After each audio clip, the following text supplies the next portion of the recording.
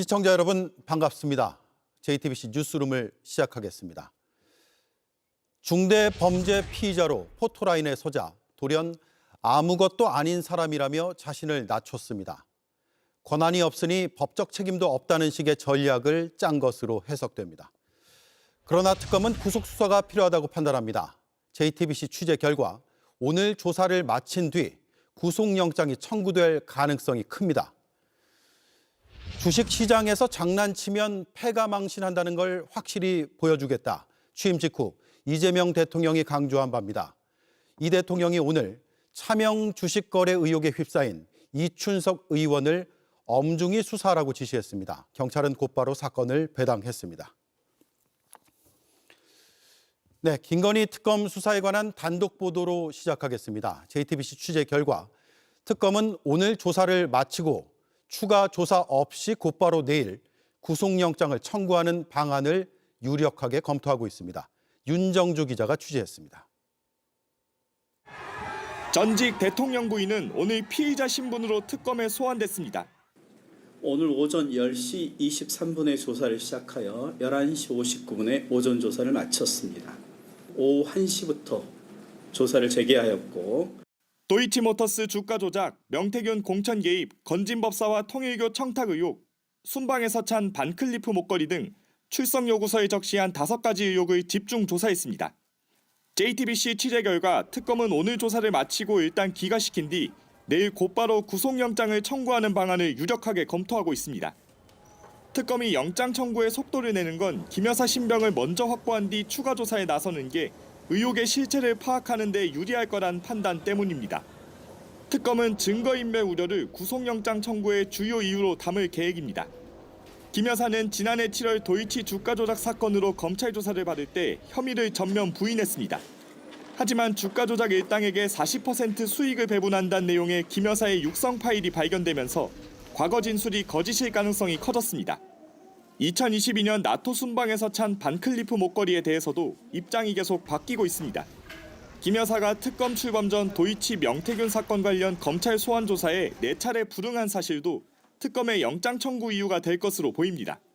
특검은 신병 확보를 한 뒤 집사 게이트와 코바나 컨텐츠 협찬 의혹 등 다른 사건 조사에 나설 계획입니다. JTBC 윤정주입니다. 포토라인에 선 전직 대통령 부인에겐 사상 최초라는 오명이 따라 붙었습니다. 세간에선 V0라 부를 정도로 최고 권력자로 인식됐던 피의자는 포토라인 앞에 선 자신이 아무것도 아닌 사람이라고 말했습니다. 여도영 기자입니다. 서울 광화문 KT 건물 김건희 특검 사무실 앞이 새벽부터 취재진으로 북적입니다. 건물 내부에서도 경호처 직원들이 전직 대통령 부인의 예상 동선을 맞춰봅니다. 출석 시간이 다가오자 인파도 몰려들었습니다. 경호처 차량이 특검 사무실에 도착하고 검은색 상하이를 입은 김건희 여사가 카니발 차량에서 내립니다. 지난 6월 병원에서 퇴원할 때 휠체어를 탔던 것과 달리 작은 검은색 손가방을 들고 변호인을 대동한 채 특검 사무실로 걸어 들어갔습니다. 안전상의 이유로 취재진도 건물 내부에서 대기했습니다. 줄곧 고개를 숙인 채 에스컬레이터를 타고 2층으로 이동했고 포토라인에 서기 전 주변을 살피더니 준비해온 말을 합니다. 국민 여러분께 저같이 아무것도 아닌 사람이 이렇게 심려를 끼쳐서 진심으로 죄송합니다. 수사 잘 받고 나오겠습니다. 취재진이 추가 질문을 하자 변호인이 막아서고 국민에게 더 하실 말씀 없으십니까? 추가 질문은 나중에. 재차 사과합니다. 죄송합니다. 제3의 장소에서 비공개 조사를 해 언론에 노출되지 않았던 지난 정부의 검찰 조사와 달리 김건희 특검은 특검 출범 35일 만에 의혹의 정점 피의자를 공개 소환했습니다. 이로써 포토라인에 선 최초의 영부인이란 기록이 더해졌습니다. JTBC 여도현입니다. 휴가 중인 이재명 대통령이 이춘석 의원의 차명 주식 거래 의혹에 대해 엄정하게 수사하라고 긴급 지시를 내렸습니다. 정부가 코스피 5천을 목표로 내건 상황에서 악재가 터지자 대통령실도 단호한 목소리를 낸 겁니다. 최규진 기자입니다. 경남 거제 저도에서 여름 휴가 중인 이재명 대통령이 이춘석 의원과 관련한 긴급 지시를 내렸습니다.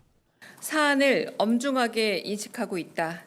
진상을 신속하게 파악하고 공평무사하게 엄정 수사하라 라며 지시하셨습니다. 보좌관 이름으로 주식을 거래했다는 의혹에 더해 AI 관련 미공개 정보를 이용해 이득을 취한 것 아니냐는 논란까지 커지는 상황. 이 대통령은 진상조사와 함께 국정기획위원회 해촉도 지시했습니다. 민주당은 이 의원을 제명했습니다. 어제 이 의원이 탈당계를 냈지만 당규상 징계 회피 목적이라면 탈당한 자에 대해서도 징계가 가능하다는 겁니다. 당대표에 취임하자마자 이런 일이 발생해서 국민 여러분들께 정말 송구스럽고 몸둘 바를 모르겠습니다. 앞으로 이와 유사한 일이 발생하면 엄단하겠다는 말씀을 드립니다. 민주당은 이 의원 사임으로 공석이 된 법제사법위원장에 육선 추미애 의원을 지명했습니다. 빨리 이 의원 빈자리를 메꿔 국민의힘의 공세를 차단하고 검찰개혁 추진 동력도 이어가겠다는 포석입니다. 하지만 논란은 쉽게 가라앉지 않을 걸로 보입니다. 관련 정보를 보고받았거나 전달하였거나 취급한 인물들까지 전체적으로 수사를 해야 합니다. 이 사건은 단순한 개인 일탈이 아닙니다. 국민의힘이 국정조사나 특검을 요구하는 데다 일부 진보 성향의 야당들도 이 의원 사퇴를 요구하고 있습니다. 민주당은 다음 본회의에서 추미애 법사위원장 선임 안건을 처리할 계획이지만 국민의힘은 자리를 내놓으란 요구를 이어갈 전망입니다. JTBC 최규진입니다. 이재명 대통령이 오늘 포스코 ENC에 대해 면허 취소나 공공 입찰 금지 등을 할 수 있게 모든 방안을 찾으라고 지시했습니다. 앞선 대통령의 질책에도 사고가 반복되자 칼을 빼든 겁니다. 그런데 저희 JTBC가 취재를 해보니 이런 사고가 반복될 수밖에 없는 구조였습니다. 포스코는 3년 전과 비교해서 안전 인프라 예산을 1,400억 원이나 줄였는데 천공기 끼임 사고 현장에서도 최소한의 장치인 안전 펜스조차 없었습니다. 이희정 기자의 단독 보도입니다. 지난달 28일 포스코 ENC가 시공한 경남 함양 울산 고속도로 공사 현장. 60대 노동자가 회전하는 천공기에 끼어 숨졌습니다. 그런데 당시 작업자의 추락 방지용 후크 외에 장비와 작업자를 분리하는 안전블럭이나 펜스 등은 아예 없었던 걸로 드러났습니다. 최소 비용으로 사고를 방지할 수 있는 기본 장비들조차 없어 말 그대로 예고된 인재였던 겁니다. 사고 현장을 찾았던 국회 산업재해 TF의 한 의원은 사고를 방지할 장비들이 분명 있는데도 사고 후에야 보완하겠다고 해 황당했다고 했습니다. 실제 포스코는 그룹 내 4개 회사의 안전 관련 예산 집행을 계속 줄여온 걸로 드러났습니다. 취재진이 확보한 포스코 그룹 안전관리 혁신 계획안입니다. 2021년부터 지난해까지 매년 안전 관련 집행비가 감소했습니다.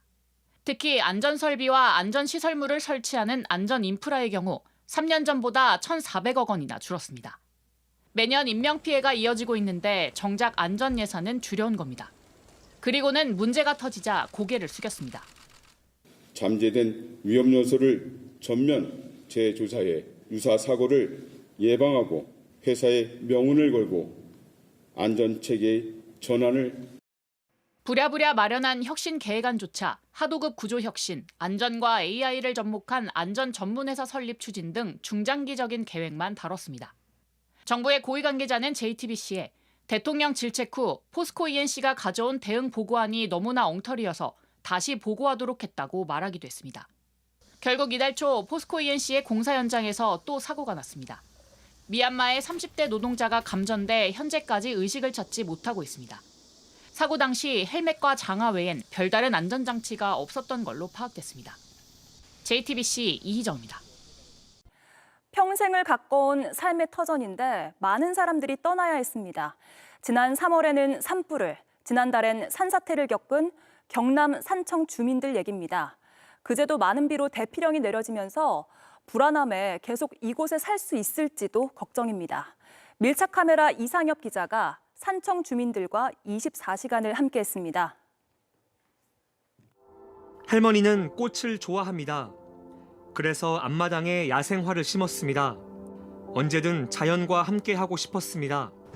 하지만 몇 달 전 봄날 모든 순간이 멈췄습니다. 어느 날 막 불이 타면서 타는 걸 보면서 너무 정말 슬펐어요. 내 평생에 봄을 몇 번 볼 수 있을까? 마지막 잡고 싶은 건 자연인데. 매일 불에 그을린 흔적을 지어왔습니다. 그런데 지난달 집에 물이 들이쳤습니다. 물이 막 들어와가지고 문제는 저기 문이 안 열렸어요. 그래가지고 금방 물이 차올라가지고 강아지 안고 나왔어요. 예, 우리 복실이. 복실이? 야, 복실아. 순해요. 강아지를 안고 가는데 강아지가 내가 돌이 삐걱해가 물에 잠기니까 내 머리 위에 막 깔고 올라갔어요. 평생 살아온 이웃들 상황은 다 비슷했습니다. 이렇게 물살이 막 파도를 치면서 요 집에 사는 할머니 혼자 사시거든요. 그런데 여기서 물살인데 어디 실려갖고 실려가더래요. 그래서 요 구석에서 이걸 잡고 2시간을 버텼대요. 홀로 지내다 물에 휩쓸렸던 할머니는 이웃을 챙기고 있었습니다. 우선빵을 잡는다고 보자. 누가 뛰더라? 월빵 안 주셔도 되는데. 그 한다고 주는 것 같아. 우리 수혜 받았고 요리 잡수죠. 자신을 구해준 사람을 생각하면 누군가 돕고 싶다고 말했습니다. 어떻게 이겨내고 계세요, 어머니는? 그럼 무조건해. 이겨내야지. 코꼬리 이거 바가지 터는 바가지 있지. 그 안에 패해갖고 데리고 내려가는 게라. 그렇게 쏟아졌던 비는 지금 또 쏟아집니다. 그래도 함께 이겨내야 합니다. 전기도 안 들어오고요. 물도 안 들어가지고 밥도 못 해먹었어요. 맛보실래요? 아니. 맛있어요? 맛있어요. 김치 자체가 맛있네요, 어머니. 네, 제가 배추 심은 거거든요. 수박 드세요, 수박. 머리 따가나. 아, 이거 하나 찍어야 돼, 진짜. 아이고 예쁘다. 또 다른 마을 주민들은 어떻게 지내는지 찾아가 봤습니다. 내비게이션이 안내한 길로 달려왔는데 지금은 이렇게 보시는 것처럼 도로가 완전히 끊겼습니다. 그래서 마을 안쪽으로 들어갈 수 없습니다. 막히고 무너진 길을 돌아 이곳을 찾은 사람은 취재진만이 아니었습니다. 아이고 들어갈 수 없겠습니다. 아이고 이게 다 무너졌어 이거 어떡하 이거. 큰일입니다 진짜. 예전처럼 동네 마을 주민들이 다 같이 모여서 오손손 사는 게 꿈이죠. 산사태로 땅이 무너지고 기울어져 이 마을엔 더 이상 사람이 살 수 없습니다. 국민이 너무 소상하고 자상하고 참 법 없이도 살 뿐이었죠. 집을 직접 또 지으셨어요 저희 부모님이. 우리가 어릴 때부터 나는 자랐고 있어. 고향 마지막 모습이라도 보려고 찾아왔지만 결국 돌아서야 합니다. 산불과 산사태를 모두 겪은 이곳 주민들은 끝내 평생 자라온 고향 마을을 떠나야 한다고 합니다. 내 집과 내 이웃을 지키고 있는 이들 역시 언젠가 모든 것을 잃을 수 있다는 불안에 잠들지 못합니다. 지금 이 재난을 어쩔 수 없는 것으로만 기록한다면 안 되는 이유입니다. 1차 카메라 이상엽입니다.